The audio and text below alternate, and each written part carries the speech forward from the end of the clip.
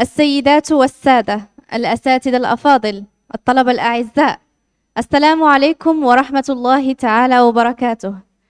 يسعدنا أن نلتقي بكم من جديد في اليوم الثاني من المؤتمر الطبي الجامعي الأول لنادي التواصل الصحي ريفلكس ميد 26 أو البديهيات، بعد يوم أول كان حافلا بالمعرفة والتفاعل.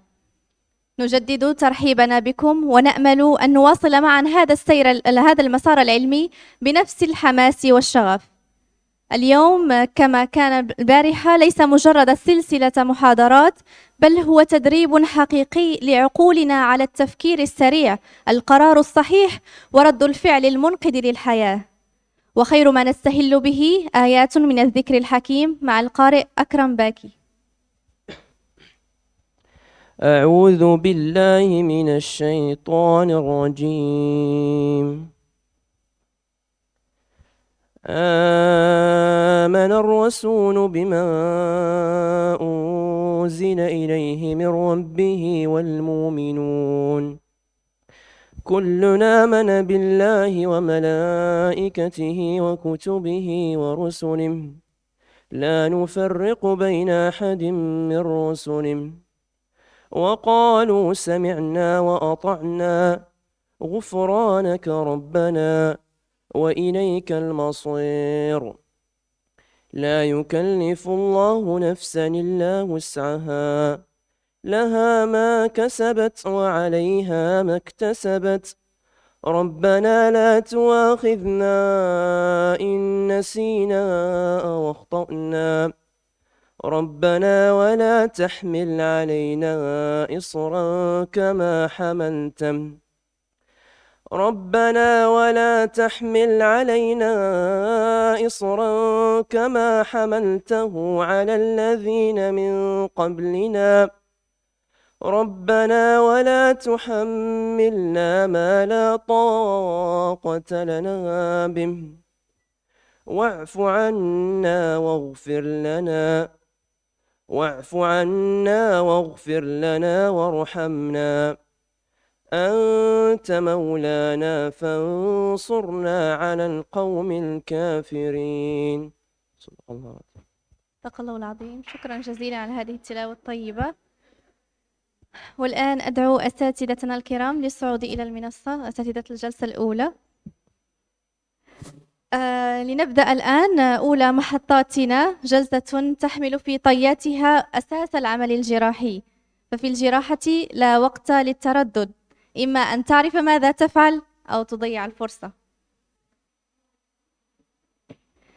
تخيلوا الآن مريضا يصل إليكم في حالة حرجة، الأنظار موجهة إليكم، ما هو أول تصرف؟ مع الأستاذ مصطفى فضيلي رئيس مصلحة جراحة العظام والمفاصل سنكتشف كيف يتحول التوتر إلى خطة واضحة وخطوة دقيقة. السلام عليكم ورحمة الله. إني لجد سعيد بحضوري بينكم. في البداية أود أن أشكر جميع من شارك في إنجاح هذا المؤتمر، وخصوصا اللجنة المكلفة بالتنظيم لنادي التواصل الصحي. فعلا أنا أحيي هذه المبادرة الكبيرة التي يقوم بها طلبة الطب في كلية الطب والصيدلة بمدينة الدار البيضاء. فهنيئا لكم على هذا الإنجاز، وأتمنى من صميم قلبي أن تسيروا على هذا النهج كي تكونوا إن شاء الله في طليعة وفي أعلى مستوى الأطباء في بلدنا الحبيب. سنناقش اليوم موضوع بكامل extrêmement important. Il s'agit des réflexes en traumatologie. C'est un sujet qui a été proposé par les membres d'organisation et le comité. Et vous allez voir que ce thème, il va nous donner un grand nombre de leçons, un grand nombre de réflexes que nous allons partager ensemble. Donc tout d'abord,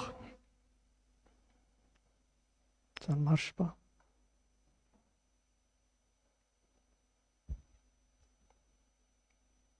Voilà. Merci. Donc, tout d'abord, il y a des principes généraux, c'est-à-dire mabadi amma. Devant un traumatisé, on doit toujours soulever ce réflexe. Quand on reçoit un traumatisé de la voie publique, un blessé de la voie publique, il faut sortir ce réflexe. Tout blessé de la voie publique est un polytraumatisé jusqu'à preuve du contraire.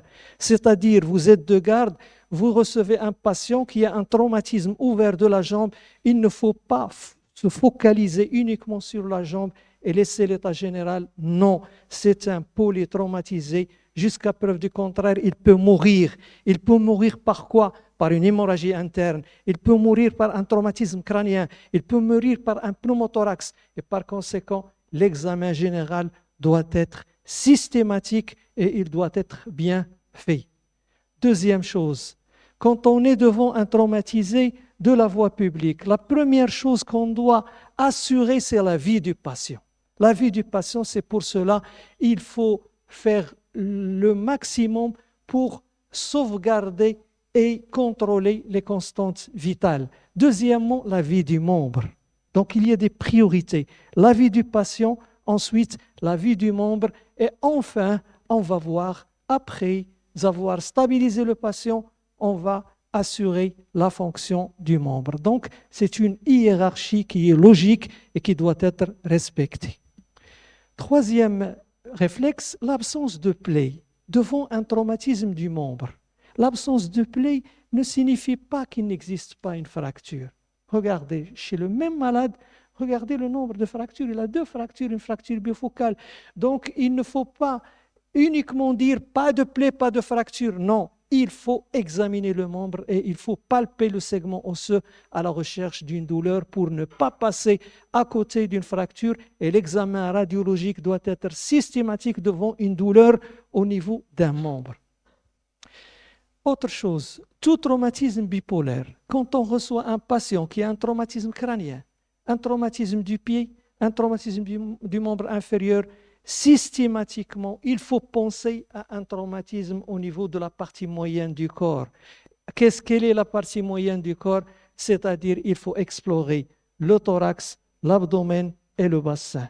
Et systématiquement, quand on a un doute, il faut demander un VADISCAN à la recherche de lésions profondes. 5e réflexe. Quel est le meilleur antalgique d'une fracture? Vous recevez un patient qui a un traumatisme au niveau du membre inférieur, un traumatisme au niveau du membre supérieur. Quel est le meilleur antalgique? Est-ce que ce sont les médicaments? Non, jamais. Même si vous donnez des tonnes de médicaments, vous n'allez pas soulager ce patient, sauf si vous l'anesthésiez. Et le meilleur moyen, c'est quoi? C'est l'immobilisation. Et ça, vous le connaissez très bien, j'en suis sûr. Donc, c'est l'immobilisation. Pourquoi l'immobilisation, c'est le meilleur antalgique? Parce que qu'est-ce qui fait mal? C'est le périoste. Le périoste est fortement innervé, c'est comme la dent. Et quand la fracture bouge, elle irrite le périoste, comme si vous touchez le nerf de la dent. Donc, ça fait très, très, très mal. Et par conséquent, quand vous immobilisez, vous supprimez toute irritation nerveuse, toute irritation du périoste et vous faites disparaître la douleur. Deuxième volet de la question, ce sont les lésions vasculaires. Les lésions vasculaires. Donc, on est devant un traumatisme au niveau du membre et la présence de pouls n'élimine pas une lésion vasculaire. Et ça, vous le savez. Pourquoi?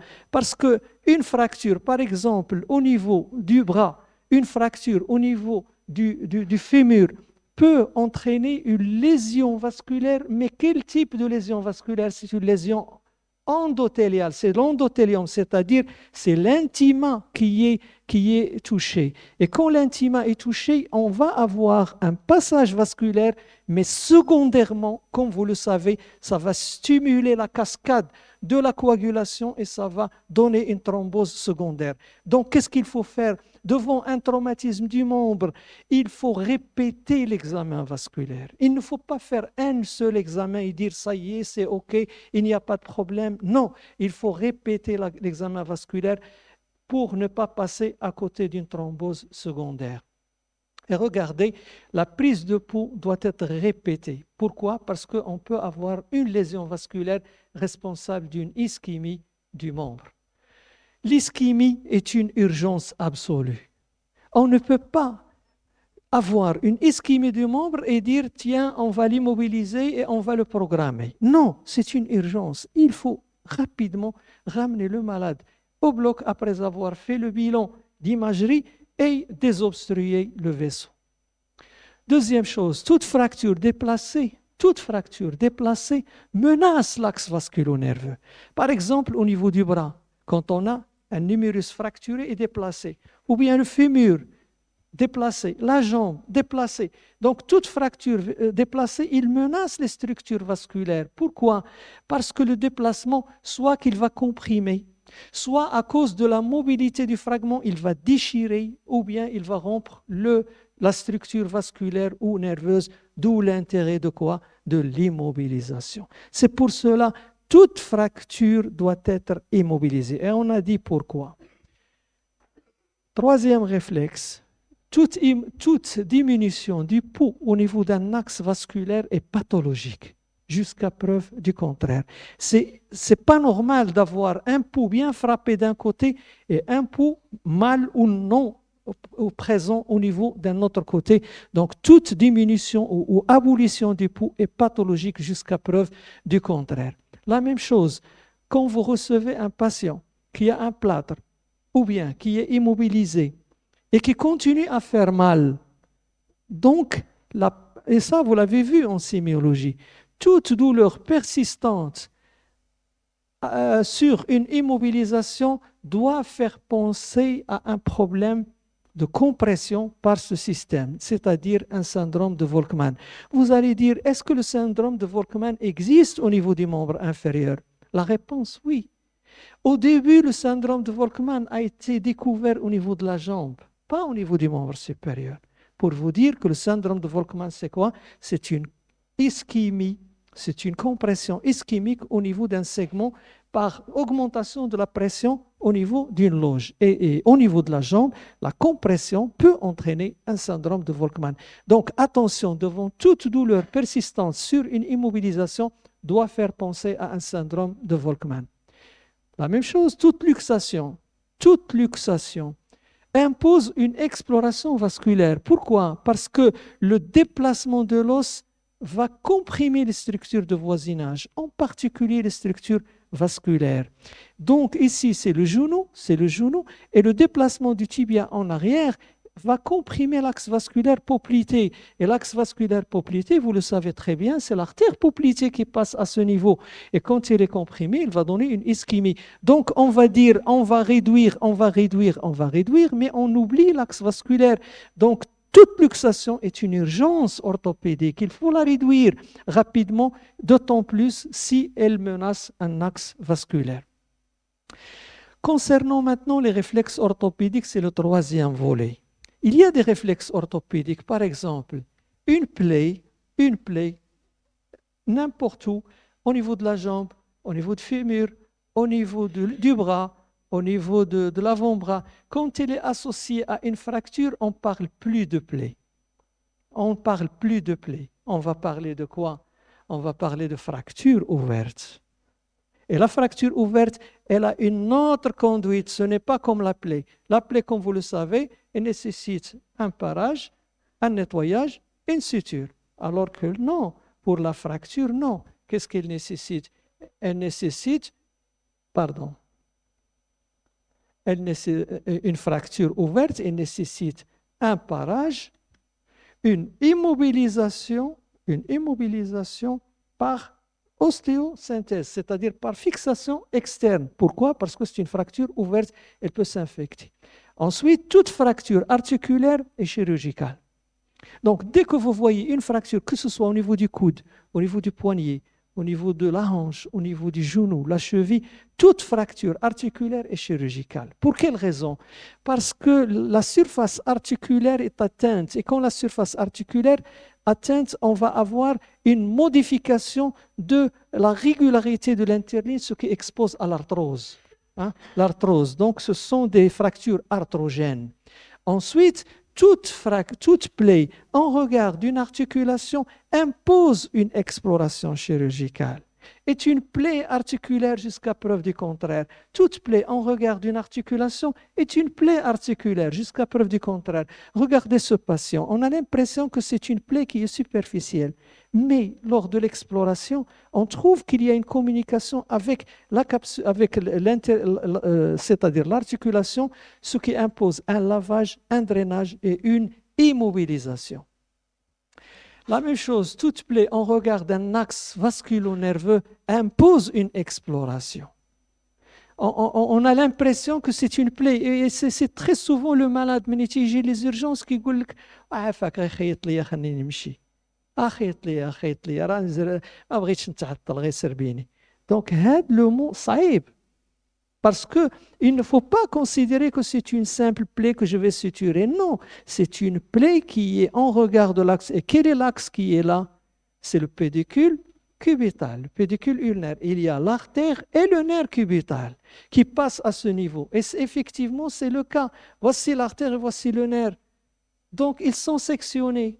Donc, toute plaie au niveau d'un trajet, en regard d'un trajet vasculo-nerveux, impose une exploration. Il faut voir le nerf, il faut voir l'artère. Donc, ce sont des choses qu'on ne fait pas à la salle de soins, ce sont des choses qu'on fait où? Qu'on fait au bloc opératoire sous anesthésie. Ensuite, toute plaie de la main impose aussi une exploration chirurgicale. Regardez cette plaie, elle est à peine visible, elle est au niveau du pli palmaire, donc on ne la voit même pas. Donc le malade, la même chose, il va vous inciter à faire vite, à suturer, et si vous ne faites pas un examen minutieux, vous allez être surpris. Regardez, il y a une section tendineuse à la suite de cette plaie, qu'on a l'impression qu'elle est superficielle. Et regardez après suture, regardez l'aspect des doigts, le troisième doigt qui tombe, et ici le troisième doigt qui est aligné avec les autres, c'est ce qu'on appelle la ténodèse physiologique. Quand on dort, automatiquement, il y a cette cascade. Cette cascade, le cinquième plus fléchi que le quatrième, plus fléchi que le troisième, donc c'est ce qu'on appelle la ténodèse physiologique. Ensuite, toute luxation de l'épaule, et ça, vous le savez, vous l'avez vu, toute luxation de l'épaule impose un examen vasculo-nerveux. À la recherche de quoi? À la recherche d'une lésion nerveuse, le plus souvent au niveau de l'épaule. C'est quoi? C'est le nerf axillaire ou bien le nerf circonflexe. Et puis, toute fracture doit être explorée radiologiquement par deux incidences orthogonales. C'est qu'on vous enseigne en sémiologie. Pourquoi? Pour ne pas passer à côté d'une fracture. Regardez ici, une fracture de Hoffa. C'est ce qu'on appelle la fracture qui se situe dans le plan frontal n'est pas visible sur une radiographie de face. Il faut une radiographie de profil. Pourquoi? Parce qu'un trait de fracture est visible quand les rayons sont parallèles au trait. Quand les rayons sont perpendiculaires au trait, le trait n'est pas visible. Donc ici, il faut un profil. Et puis, tout traumatisme du poignet doit faire penser à une fracture du scaphoïde. 70% des fractures au niveau du poignet sont des fractures du scaphoïde. Donc c'est fréquent. Il faut penser. Mais يجيش المالاد ويقول لك vraiment راه لقيت واحد جارنا الله يجازيه بخير عطاني واحد الباندا جابها له خوه وعندي واحد بومادا جابها لي خويا من كندا راه غندير ديك البومادا وندير هذاك الباندا وراه بخير. Non, ça c'est une erreur que font beaucoup de jeunes. Beaucoup de jeunes ils font ça. Il a mal au poignet, il pense que c'est une entorse. Non, il faut demander une radiographie du poignet pour ne pas passer à côté. Regardez ici, une fracture du scaphoïde. Et puis traumatisme du coude.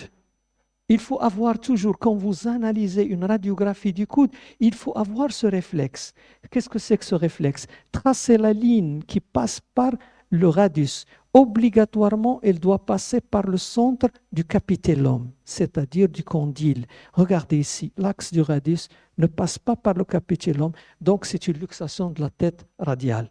Quel que soit l'âge, quel que soit le degré d'incidence et quel que soit le degré de flexion du coude, quelle que soit l'incidence, quel que soit l'âge et quel que soit le degré de flexion du coude, on a toujours cette règle est vérifiée, c'est ce qu'on appelle la ligne de Storen. Et puis, une luxation de la hanche, Ça, vous le savez, une luxation de la hanche est une urgence orthopédique. Je ne vais pas hospitaliser le malade et le laisser jusqu'à 8 heures du matin le lendemain. Il est venu à minuit, il doit être réduit à minuit. Pourquoi? Parce que le temps est capital pour le devenir et le pronostic de la tête fémorale. Elle va mourir, la tête fémorale, parce qu'il va y avoir une nécrose ischémique. Et puis, toute douleur du genou impose un examen au niveau de la hanche. Pour quelle raison? Parce que ce jeune, quand il vient et on l'examine, on trouve le genou normal. On ne va pas lui donner des anti-inflammatoires, des antalgiques, vous n'avez rien. Non, il faut explorer la hanche. Pourquoi? Parce qu'il y a ce qu'on appelle des douleurs projetées. Des douleurs projetées, et ce sont des douleurs de la hanche qui vont se manifester au niveau du genou. Par exemple, une arthrose de la hanche, une nécrose de la tête fémorale ou bien une ostéochondrite, elles vont se manifester au niveau de la hanche. Donc, toute douleur du genou impose un examen de la hanche. Et enfin, toute boiterie chez l'adolescent. Vous recevez à la consultation un malade, un patient jeune, 15, 16 ans, qui vient pour une boiterie. Une boiterie. Devant toute boiterie, ça c'est un réflexe auquel il faut toujours penser. Toute boiterie chez le jeune, chez l'adolescent, doit faire penser à une épiphysiolyse de la tête fémorale. Donc la tête fémorale, regardez, la tête fémorale normalement, elle est en continuité dans l'axe du col, et là, regardez la tête fémorale qui a glissé vers le bas, c'est une épiphysiolyse. Donc doit faire penser à une épiphysiolyse jusqu'à preuve du contraire. Donc, qu'est-ce qu'on peut dire en conclusion? En conclusion, la maîtrise de ces réflexes cliniques, ils vont permettre d'avoir un diagnostic précis.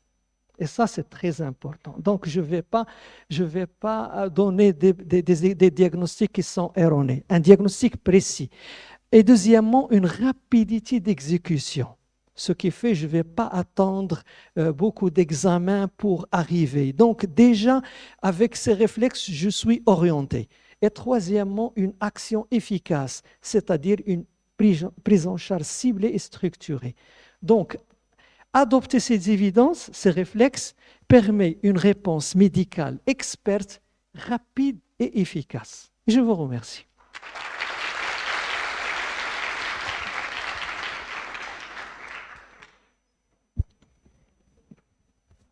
شكرا جزيلا للأستاذ على هذا العرض القيم. البطن منطقة قد تخفي أخطر الإصابات دون أي إنذار واضح. اليوم سنتعلم كيف نقرأ ما لا يرى ونتصرف قبل فوات الأوان. وأدعو الأستاذ مجد لتقديم محاضرته حول التروماتيزم أبدومين. Alors, salam alaikum. Bonjour tout le monde. D'abord, je tiens à remercier l'équipe du club Tawassul d'avoir organisé cette première édition du congrès médical universitaire. Merci et bravo. Et je félicite les étudiants qui ont répondu présent un dimanche matin. Et j'aimerais bien exprimer surtout ma joie de figurer parmi ce staff de profs extraordinaires, professeur Fadeli et professeur Abou Taïb, mes chers professeurs que j'apprécie et j'admire énormément. Alors pour le sujet, les traumatismes abdominaux, certes, c'est une question qui est d'une pertinence absolue. Pourquoi? Pour la simple raison, c'est une situation qui est fréquente, très fréquente aux urgences. On voit beaucoup des malades qui viennent au trauma center pour des traumatismes abdominaux. Et à la fin de cette présentation, on va pouvoir répondre ensemble à certaines questions. Alors pour la première question, déjà, il faut faire la part des choses entre une contusion et une plaie abdominale. C'est quoi la différence entre les deux? La prise en charge initiale, elle est d'un intérêt pivotal, capital. D'accord? Quand on reçoit un malade pour une contusion, une plaie, alors déjà initialement, et l'appréciation qu'on va faire sur ce patient va nous aider dans la prise en charge. Alors, les examens paracliniques, bien évidemment, on ne demande pas des examens paracliniques juste pour les demander dans le contexte du traumatisme abdominal. Et il faut bien structurer la démarche paraclinique. Mais surtout, du moment qu'on est devant l'abdomen, Il faut savoir quand opérer, mais d'emblée, sans attendre, sans rien attendre, ni scanner, ni rien du tout, directement malade à acheminer au bloc. Bien sûr, l'avènement du traitement non opératoire du traumatisme abdominal, donc il faut savoir et connaître sa place. Et bien sûr, à la fin, on va présenter quelques cas qui sont inhabituels et comment on a pu les manager, c'est des cas du service. Alors déjà pour le traumatisme abdominal que vous savez, soit je suis devant une contusion, alors devant une plaie abdominale. Pour la plaie abdominale, ça on le sait tous, c'est soit il est non pénétrante, soit il est pénétrante, soit il est pénétrante et perforante. Pour un rappel, donc juste pour que vous focalisez, donc vous savez que l'abdomen c'est un contenant, il y a différentes parois abdominales avec des espaces intrapéritonéal, rétro et sous-péritonéal et un contenu. Et le contenu, il y a les organes qui sont pleins, notamment la rate, le foie, pancréas, bien évidemment, et il y a des organes qui sont creux. C'est le tube digestif, c'est le côlon ou le grêle. Et le plus important, ou alors ce qui fait cette région importante, parce qu'il y a des régions frontières, l'abdomen avec le pelvis, le bassin, et l'abdomen avec le thorax. Donc, c'est une plaie, certes, abdominale, mais il y a toujours la composante d'une association à une plaie diaphragmatique ou à une lésion à l'étage thoracique. Bien sûr, une contusion, c'est un traumatisme fermé, comme j'ai dit, soit un organe creux ou alors un organe plein. Ce qu'on craint le plus souvent, c'est la rate, l'éclatement de la rate, et la prise en charge, elle est multidisciplinaire. Elle est d'abord radiologique, chirurgicale, et bien sûr, sans oublier la place du réanimateur. Les causes, il y en a beaucoup, mais surtout dominées par les AVP. Mais les mécanismes qu'il faut détailler à l'examen clinique, parce que sur le plan pratique, lorsqu'on va recevoir un malade qui vient pour une contusion abdominale, on doit faire une anamnèse qui doit être rapide mais efficace, d'accord, soit avec le patient ou alors avec la famille. Pourquoi je cite ça? Parce que les deux mécanismes sont différents et les lésions qu'on va avoir suite à ces deux mécanismes, ils sont de gravité différente. Lorsque j'ai un traumatisme direct, comme ce cas, donc combat ou alors jeu de sport, l'objet, soit un objet lancé, ou alors un coup donné, ou alors un écrasement par une charge. Dans l'autre cas de figure, et surtout le cas de la décélération, en général, c'est un arrachement pédiculaire. C'est la rate, par exemple, je donne juste l'exemple de la rate, qui va s'arracher. D'accord? Et c'est un choc hémorragique, et le patient on peut le perdre juste parce qu'on n'a pas compris ce mécanisme. La plaie, c'est un traumatisme ouvert, c'est une situation fréquente suite à une agression. Comme vous voyez, c'est un exemple d'une plaie pénétrante, mais par balle cette fois-ci. Alors, les plaies balistiques, dernièrement, on en voit beaucoup, surtout lorsque c'est dans un contexte particulier ou alors des situations de guerre, comme vous le savez. Et c'est des lésions qui sont pariétales et viscérales, qui sont contuses. Alors ça, par contre, c'est très important. Une plaie pénétrante, il faut l'explorer. Et l'exploration de la plaie pénétrante et perforante se fait sous anesthésie locale. On ne peut pas examiner un malade et que notre examen soit contributif si on le fait sans anesthésie locale. D'accord? Il faut l'anesthésie locale. Si on a l'éviscération, l'extériorisation, soit du sang, soit du liquide digestif, ou bile, urine ou gaz, ça témoigne le caractère perforant et pénétrant de la plaie. Alors bien sûr, j'ai choisi quelques schémas ou arbres décisionnels. Alors tout dépend. Alors l'astuce c'est quoi et l'idée c'est quoi? Tout dépend de l'état hémodynamique du patient. Lorsque je suis devant un patient qui est stable ou stabilisé et qu'il n'y a pas d'indication chirurgicale urgence qu'on va voir par la suite, notamment une plaie perforante et pénétrante, le traitement il est conservateur. On va conserver avec les moyens que je vais citer par la suite. Mais il faut avoir dans l'esprit qu'on peut opter pour un traitement qui est non opératoire devant ce cas de figure. Lorsque j'ai un patient qui est stable ou alors stabilisé après mesure de réanimation, mais par contre, j'ai des stigmates de péritonite, notamment un abdomen qui se défend, un cri de Douglas, etc. Ou alors des stigmates de plaie diaphragmatique ou ici du liquide digestif. À ce moment-là, c'est la chirurgie d'emblée. Il faut opérer et il faut préférer la célioscopie dans un but et diagnostique et thérapeutique, et bien évidemment pour éviter certaines laparotomies qui sentent blanches. Alors, si j'ai un patient qui est instable et qui est réfractaire aux mesures de réanimation avec un état de choc, d'accord, hypotension, tachycarde, polypnéique, tous les éléments de l'instabilité hémodynamique, à ce moment-là, c'est la chirurgie par laparotomie. Et la chirurgie, c'est soit, en fait, on fait une chirurgie du damage control surgery. Il faut opérer et il faut aller vers un traitement qui est le strict minimum.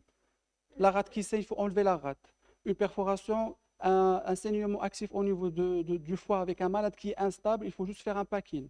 D'accord? Il ne faut pas aller traiter la cause ou alors suturer ou alors faire des anastomoses parce qu'avec l'instabilité, toutes les anastomoses vont lâcher à coup sûr.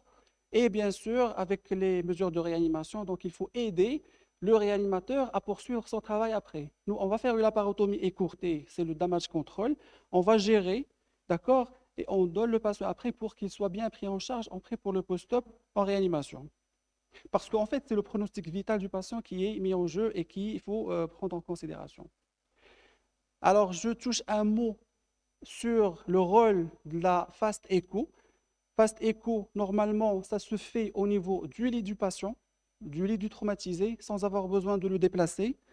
Et il va rechercher surtout les épanchements.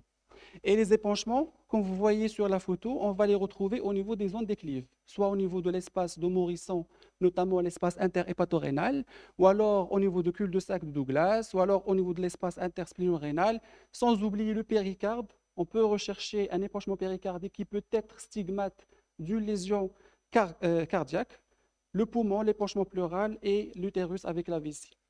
C'est sur le plan pratique.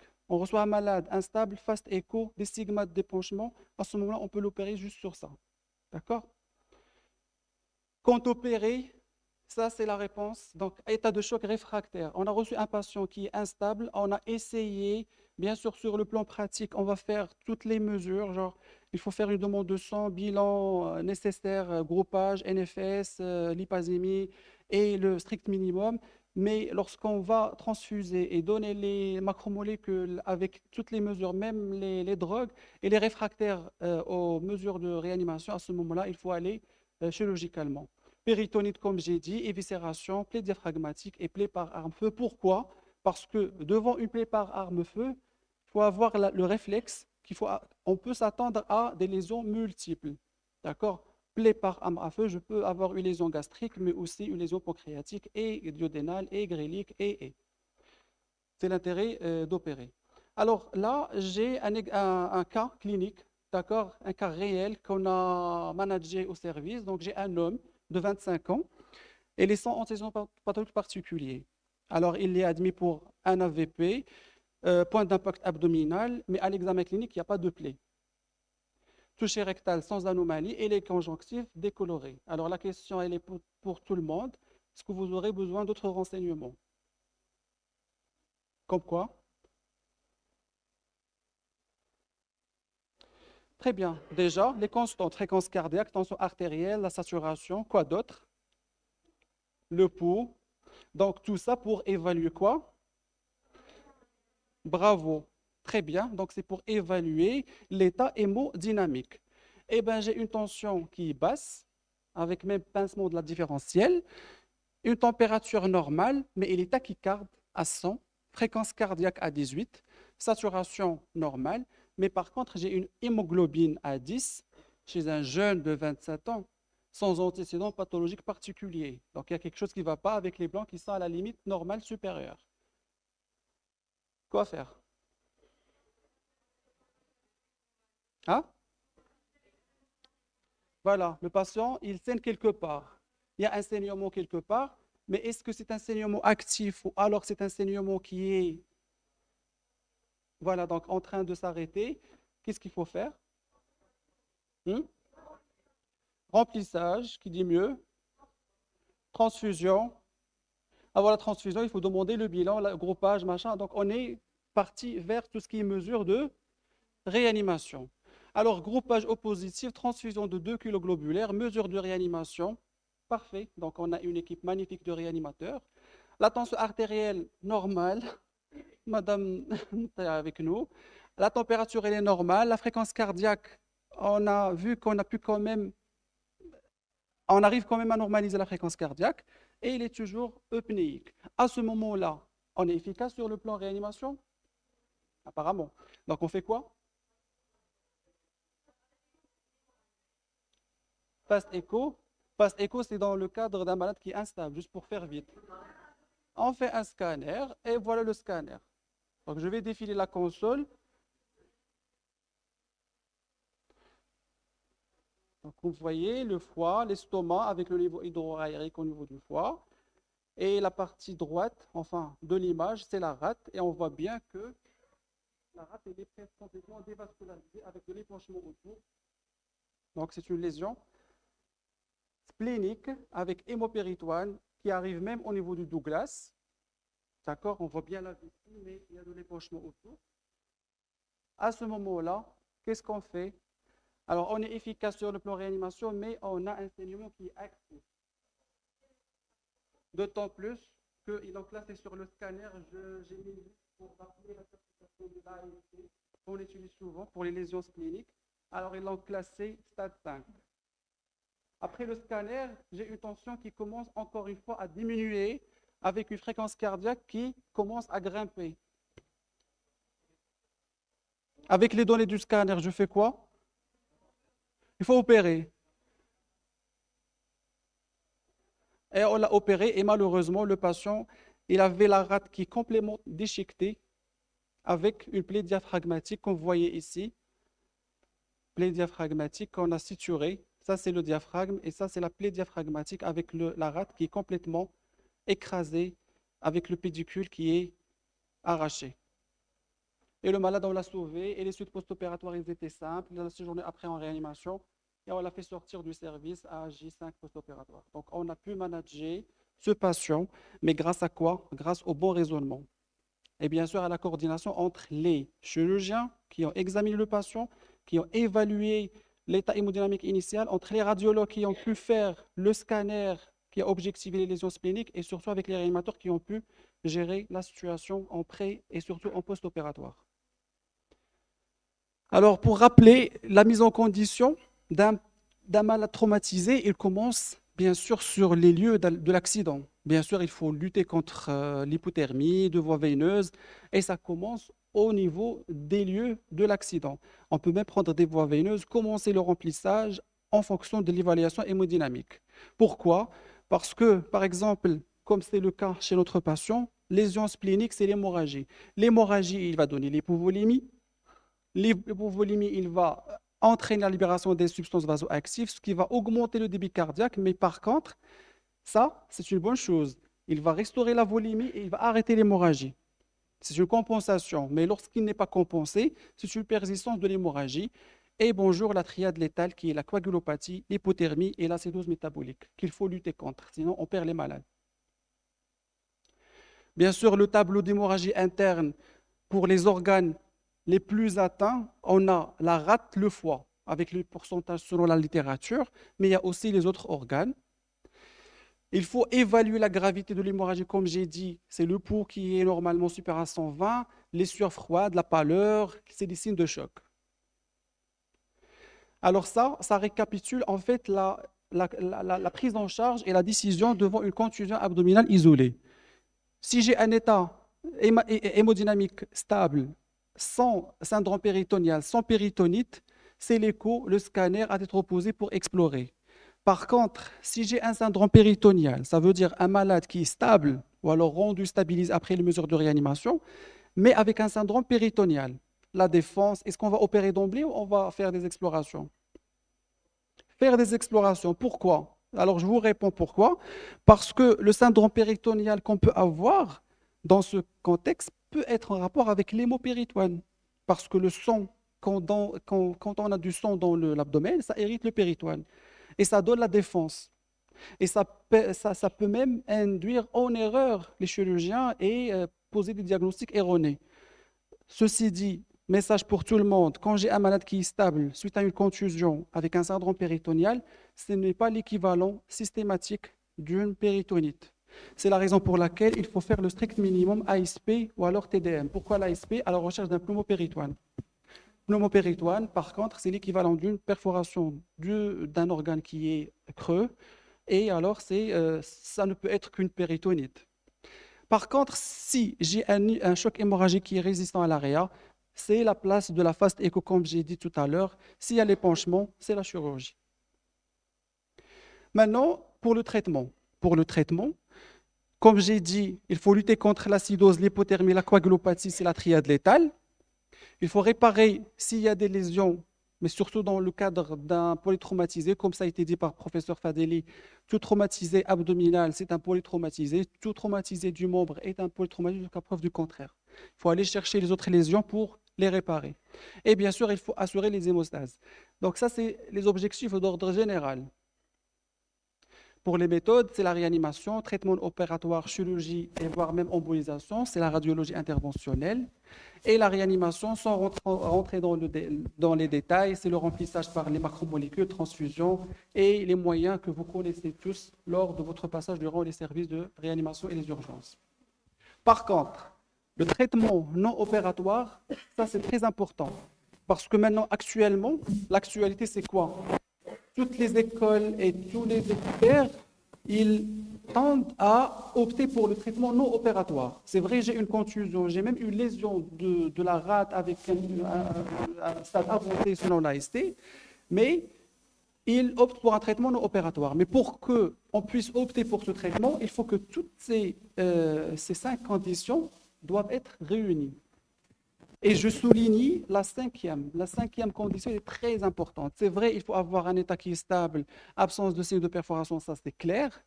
Les besoins transfusionnels inférieurs à 2,4, c'est-à-dire qu'il n'a pas besoin de recours à la transfusion. Absence d'hémorragie, tout ça c'est évident. Mais la cinquième, il faut être doté d'un plateau technique qui est adéquat. Il faut avoir la réanimation juste à côté. Je peux surveiller un malade qui vient, c'est ça le message que j'aimerais bien vous transmettre. Je peux surveiller un malade qui vient pour une lésion splénique avec un hémopéritoine, avec une déglobulisation, mais qui a répondu au traitement à condition que j'ai un bloc opératoire 24/24 et une réanimation à côté. Et si jamais à 2 heures du matin, j'ai besoin d'explorer chirurgicalement, je n'aurai pas de souci. J'ai le réanimateur sur place, j'ai tout le matériel pour l'opérer. Bien sûr, on va opter, mais on va surveiller cliniquement, état abdominal, biologique et bien sûr la radiologie. Par contre, l'évolution, ça peut être favorable, comme ça peut être défavorable par la reprise chirurgicale, hémorragique par contre. Et à ce moment-là, on va aller l'opérer chirurgicalement. Ces 2 tableaux, c'est juste pour faire la différence entre un état de choc hémorragique qui résiste à la réanimation et un syndrome péritonéal franc sur la clinique et la paraclinique. Et bien sûr, je touche un mot sur le rôle du damage control surgery. Damage control surgery, c'est une laparotomie écourtée. Ça veut dire on va opérer, mais l'objectif, c'est juste l'hémostase. Si j'ai un foie qui saigne, il faut tamponner, il faut mettre des mèches pour un packing. Ou alors, une rate qui saigne, il faut faire la splénectomie, il faut l'enlever. Une rate, on peut l'enlever en même pas 3 minutes. Il faut juste empaumer la rate, prendre le pédicule et on s'en sort. Les objectifs, le deuxième objectif en fonction de la situation, c'est les dramatiques, c'est les perforations digestives. Si j'ai une perforation digestive, la question qui va se poser après, est-ce qu'on va suturer ou alors on ne va pas suturer? Pour le damage control, on ne suture rien. C'est toujours des stomies. Des fois, même la peau névrose, on ne la ferme pas. On ferme en éviscération, alors juste on fait, juste pour le reprendre dans 2-3 jours pour le stabiliser. Parce que tout retard interventionnel, chirurgical, va encore mettre en jeu le pronostic vital du patient. Sinon, s'il n'y a pas de triade létale, à ce moment-là, on peut se permettre de faire des gestes, soit des sutures, soit des anastomoses ou alors des stomies. Alors, le dernier cas, c'est un cas qui est aussi réel, c'est un jeune de 30 ans. Comme vous voyez, il y a une plaie périombilicale. Alors, le patient, il est venu, il était stable. D'accord? Il n'y avait pas d'indication de recours à la réanimation, pas de recours à la fast écho. On a fait un scanner. Et voilà le scanner. Qu'est-ce qu'on voit sur le scanner? C'est le foie. Comme vous voyez ici, on a le foie. on a un épanchement. On a un épanchement, c'est une coupe qui est basée thoracique. Alors, on a un épanchement avec une vésicule, avec de l'épanchement périvésiculaire. Ça, c'est la vésicule biliaire avec l'épanchement périvésiculaire. Avec une détente abdominale généralisée. Je fais quoi? Quelle sera votre conduite à tenir? Péritonite parce qu'il se contracte. On a opéré ce malade, ce jeune, malheureusement, il y a l'épanchement et il y a la perforation vésiculaire comme on voit sur la photo. Alors pour terminer, alors il y a des messages qu'il faut retenir. Alors le premier message pour vous, les étudiants, l'évaluation de l'état hémodynamique initial du traumatisé, il a un impact pivotal. C'est de là où va découler la prise en charge. D'accord? Est-ce qu'on va opter pour la chirurgie, temporiser ou alors faire d'autres gestes? La place de la fast écho, comme j'ai expliqué, il faut d'abord stabiliser, puis faire un scanner. On ne fait jamais un scanner sur un malade non stabilisé. Place de traitement non opératoire. Les indications chirurgicales d'emblée, ça a des indications précises, sans éviter le rôle de la cilioscopie pour éviter bien évidemment les laparotomies inutiles. Et enfin, le damage control, c'est la chirurgie écourtée pour éviter tout retard pendant la chirurgie. Et voilà, je remercie.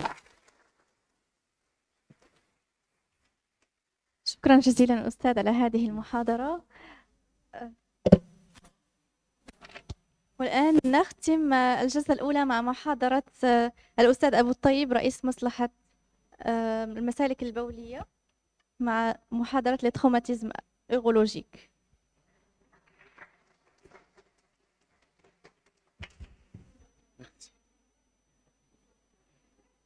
إذن شكرا للجنة المنظمة على الدعوة، وهنيئا على نجاح المؤتمر، وهنيئا كذلك الفكرة ديال تنظيم مؤتمر من طرف الطلبة وللطلبة، وهو تهيئ الطريقة ديال التعلم ديالكم ما بعد الدبلوم، لأن ما بعد الدبلوم كيولي طريقة التعلم والحضور المؤتمرات. كتعرفوا أن الحضور المؤتمرات إجباري في الدول المتقدمة. إذن هنيئا لكم. Donc je vais parler des traumatismes urologiques et vous allez voir qu'il y a beaucoup d'intersections avec mes prédécesseurs. Les traumatismes urologiques intéressent le rein. Il peut y avoir un traumatisme du parenchyme rénal ou des voies urinaires, notamment le bassinet et le début de l'urtère. Également au niveau du rein, le traumatisme peut atteindre le pédicule rénal. Le pointeur rénal, le pointeur finalement. Là, le pointeur. Ah oui, ça marche pas. Ah, il marche pas. Ok. Donc, le rein, 3 types de lésions: lésions parenchymateuses, lésions des voies urinaires, lésions vasculaires. Ensuite, l'urtère. Traumatisme de l'urtère, c'est des traumatismes rares en pratique quotidienne.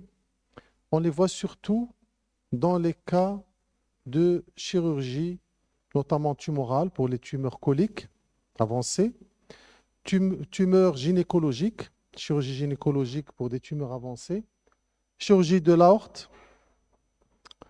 Donc, traumatisme urétéral, c'est surtout traumatisme iatrogène. Ensuite, on a le traumatisme de la vessie qu'on voit dans les AVP, le traumatisme de l'urètre et traumatisme des organes génitaux. Les traumatismes en urologie, ce n'est pas des traumatismes fréquents parce que tout est situé en rétropéritonéal, donc relativement protégé. C'est 5% à peu près des urgences traumatiques et ils surviennent surtout après accident de la voie publique. Ils surviennent en général dans le cadre d'un traumatisme multiple, donc on retient la première diapo du professeur Fadeli. Tout traumatisé est un polytraumatisé, donc cherchez également l'atteinte urologique. On peut voir également l'atteinte rénale après un coup de couteau. Et généralement, les traumatismes urologiques, c'est des hommes jeunes, actifs, qui sont exposés à des accidents de la voie publique ou à des accidents de travail. Le traumatisme rénal, alors deux grandes catégories, traumatisme fermé, traumatisme ouvert. Là aussi, c'est comme ce qui a été rapporté par mes collègues. Traumatisme fermé, les mécanismes, c'est le choc direct. Alors, par exemple, les personnes âgées, c'est la chute sur le trottoir. Ça, on le voit fréquemment. Chez les jeunes, c'est les coups. Ils reçoivent un coup directement au niveau de la région lombaire. On a également l'embrochage par un éclat osseux, notamment une côte qui se fracture. Et on a également, troisième mécanisme dans les traumatismes rénaux fermés, c'est les traumatismes dus à la décélération. Décélération est donc mise en tension du rein. Le rein, il est généralement fixé, il a différents moyens de fixation, notamment sa graisse, les ligaments, les vaisseaux, les voies urinaires. Et donc la décélération fait qu'il change rapidement de position. Les moyens de fixation sont mis en tension et on a la rupture de la voie excrétrice ou la rupture vasculaire. Le traumatisme rénal fermé, on a les formes mineures, c'est les plus fréquentes, c'est celles que vous allez voir le plus souvent lors de vos gardes aux urgences. Donc c'est les contusions du rein, c'est les petits hématomes sous-capsulaires, c'est aussi une petite lacération, mais très petite, qui n'ouvre pas la capsule. On a des formes intermédiaires, là c'est la lacération qui arrive jusqu'au niveau de la capsule aussi est rompue, ou bien on a une atteinte vasculaire, mais un vaisseau segmentaire, un petit vaisseau qui saigne, et ça va créer un hématome assez important. Il y a également les formes graves, elles sont peu fréquentes, c'est des formes gravissimes qui peuvent donc engager le pronostic vital. C'est les lacérations multiples. Vous avez un rein qui est fracturé en multiples morceaux.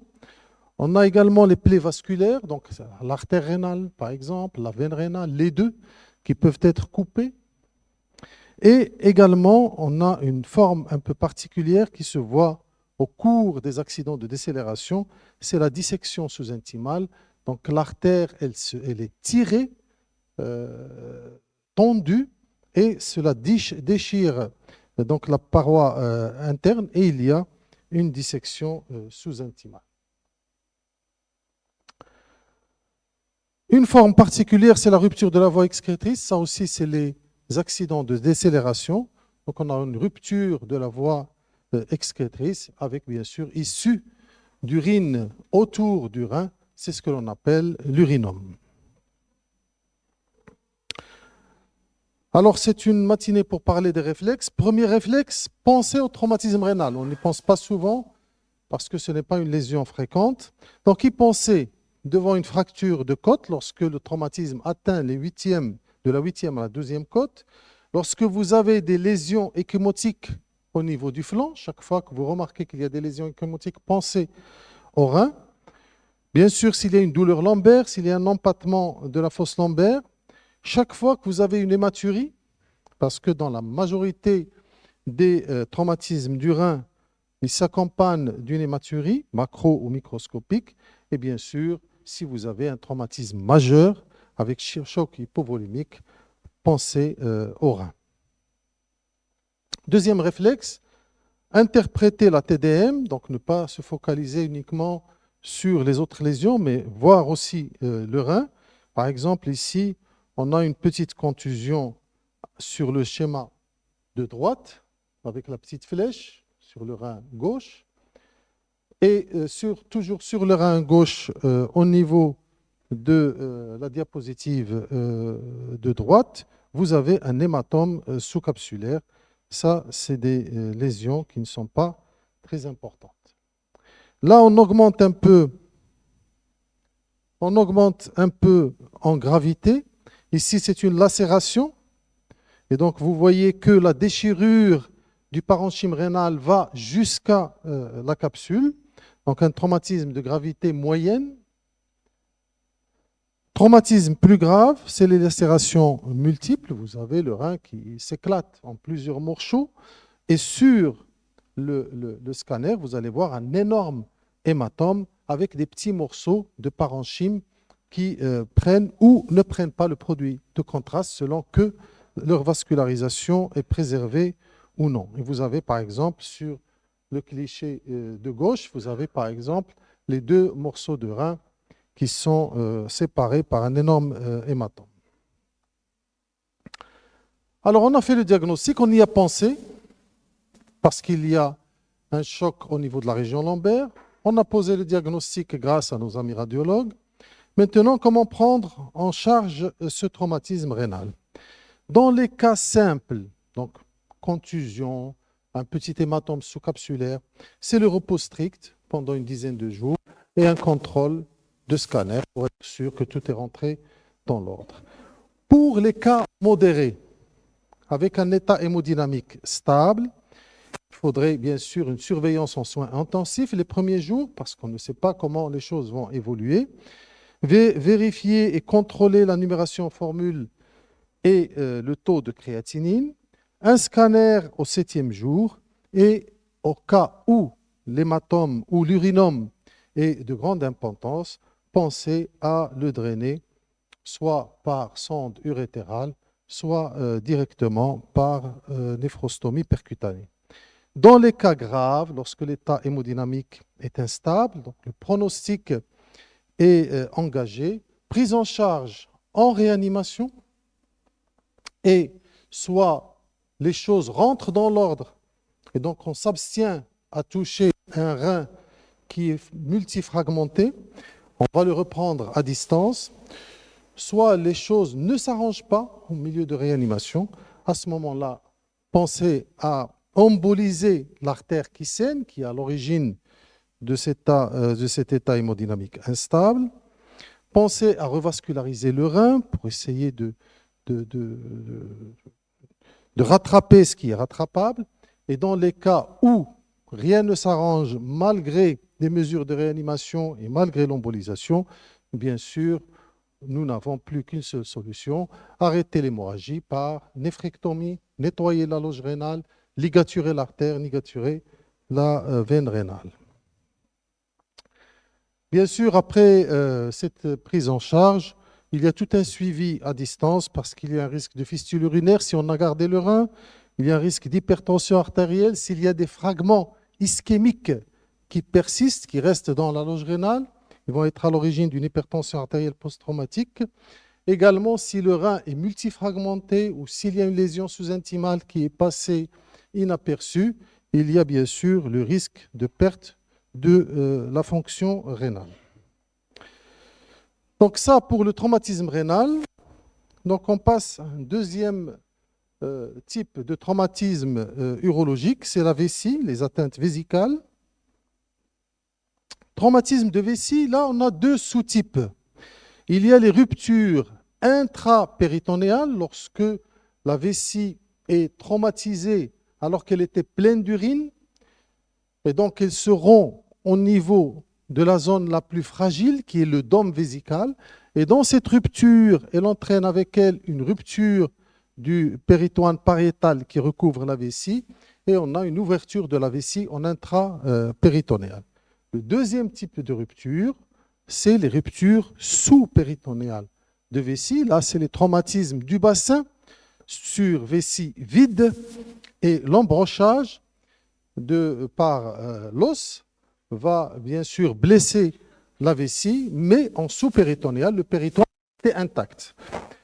Donc c'est comme ça qu'on classe les traumatismes de vessie. Alors réflexe 1, pensez au traumatisme de vessie quand dans tous les traumatismes du bassin, surtout s'il y a des signes évocateurs, notamment les douleurs pelviennes ou bien douleurs abdominales, lorsque on a une hématurie, notamment macroscopique, Lorsque la miction est difficile ou impossible, la vessie reste constamment vide. En fait, elle est rompue, donc elle ne va plus contenir d'urine. Et dans tous les cas où il y a des signes de choc hémorragique avec traumatisme du bassin. Réflexe 2, poser les diagnostics, c'est les moyens d'opacification. Donc on a sur le cliché de droite une rupture au niveau du dôme vésical avec passage en intrapéritonéal. Et sur le cliché de gauche, une rupture sous-péritonéale. Vous avez le liquide de contraste qui diffuse au niveau sous-péritonéal. Réflexe 3, proposer un traitement. Donc pour la rupture sous-péritonéale, le traitement il est conservateur, drainage des urines et surveillance, c'est largement suffisant. Mais pour les ruptures intrapéritonéales, c'est une urgence parce que vous avez des urines au niveau du péritoine, qu'il y a des signes de péritonite, la parotomie, réparation vésicale et bien sûr un drainage pour permettre à la vessie de cicatriser et à la plaie de se refermer. Traumatisme de l'urètre. Alors pour les traumatismes de l'urètre, y penser devant toutes les fractures du bassin. Il peut s'agir d'une rupture partielle de l'urètre ou une rupture totale. En général, c'est l'urètre membraneux qui est touché, donc c'est une portion profonde de l'urètre. Ce qu'il faut retenir, c'est qu'elle s'accompagne en général de lésions des nerfs caverneux avec ses conséquences à long terme, c'est-à-dire dysfonction érectile et infertilité. Le diagnostic est posé devant deux signes. Chaque fois que vous avez une urétroragie, des urines qui sortent par l'urètre, avec une rétention aiguë d'urine, pensez au traumatisme de l'urètre, faites un drainage suspubien, surtout pas de sondage par voie urétrale. Pourquoi? Parce que les cas de rupture partielle existent et avec le sondage vésical, on risque de passer de rupture partielle à rupture totale dont la réparation est extrêmement délicate. Alors que si c'est une rupture partielle, il peut cicatriser en sténose, mais la réparation est plus difficile par les moyens, est plus facile par les moyens endoscopiques. En général, la prise en charge des traumatismes de l'urètre se fait à distance, pas immédiatement. Immédiatement, uniquement un drainage suspubien. Donc, urétroragie plus rétention aiguë d'urine, le réflexe, c'est drainage suspubien. Voilà, je conclus par quelques rappels. Premièrement, les traumatismes urologiques ne sont pas fréquents, mais il faut retenir que parfois ils peuvent être graves. L'organe le plus atteint étant le rein. Il faut y penser devant tout traumatisme accompagné d'hématurie ou de troubles urinaires. Les moyens de diagnostic, quand vous y pensez, c'est la TDM et la cystographie rétrograde. Pour la prise en charge, les traitements conservateurs sont utilisés pour les cas mineurs. Les traitements avec intervention sont utilisés chaque fois que l'état hémodynamique est instable ou bien s'il y a un syndrome péritonéal. Et bien sûr, le suivi à long terme est préconisé pour tous les patients en raison des risques de complications. Je vous remercie.